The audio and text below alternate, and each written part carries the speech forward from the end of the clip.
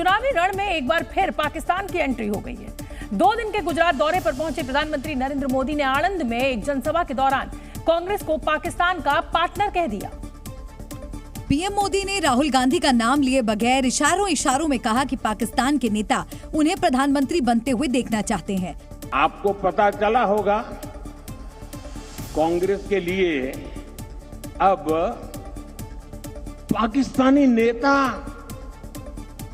दुआ कर रहे हैं। शहजादे को प्रधानमंत्री बनाने के लिए पाकिस्तान उतावला है। इसके बाद प्रधानमंत्री मोदी ने कहा कि पाकिस्तान और कांग्रेस की पार्टनरशिप पूरी तरह से एक्सपोज हो गई है।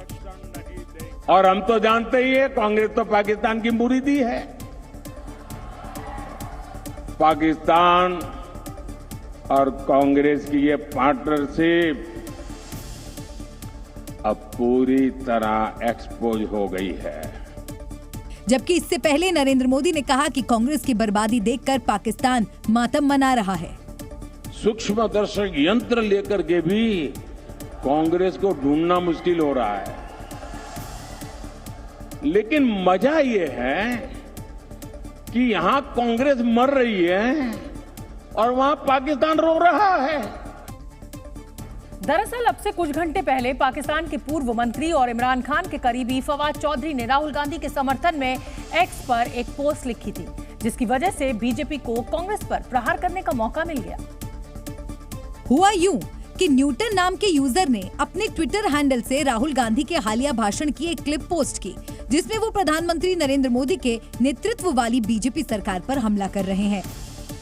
इसी पोस्ट पर रिएक्ट करते हुए फवाद चौधरी ने लिखा, राहुल ऑन फायर। इसके बाद बीजेपी आईटी सेल प्रमुख अमित मालवीय ने फवाद की पोस्ट का स्क्रीनशॉट शेयर करते हुए लिखा, पाकिस्तान के साथ कांग्रेस का गठबंधन इससे अधिक स्पष्ट नहीं हो सकता।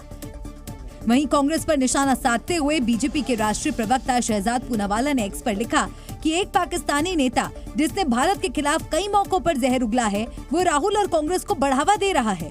इससे पहले हाफिज सईद ने कहा था कि कांग्रेस उसकी पसंदीदा पार्टी है। पीएम मोदी को हटाने के लिए मणिशंकर अय्यर समर्थन मांगने पाकिस्तान गए थे। हमें याद है कि हाल ही में कांग्रेस नेताओं द्वारा पाकिस्तान जिंदाबाद के नारे लगाए गए थे और बीके हरिप्रसाद ने खुलेआम पाकिस्तान की वकालत की थी।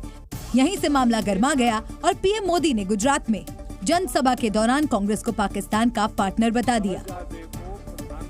हालांकि कांग्रेस भी इस मामले में खामोश नहीं रही और उसने 25 दिसंबर 2015 को प्रधानमंत्री नरेंद्र मोदी की पाकिस्तान यात्रा के जरिए बीजेपी पर पलटवार किया। इस नेता और राज्यसभा सांसद प्रमोद तिवारी ने कहा कि जिस दिन पीएम मोदी नवाज शरीफ के घर गए, उस दिन देश शर्मसार हुआ था।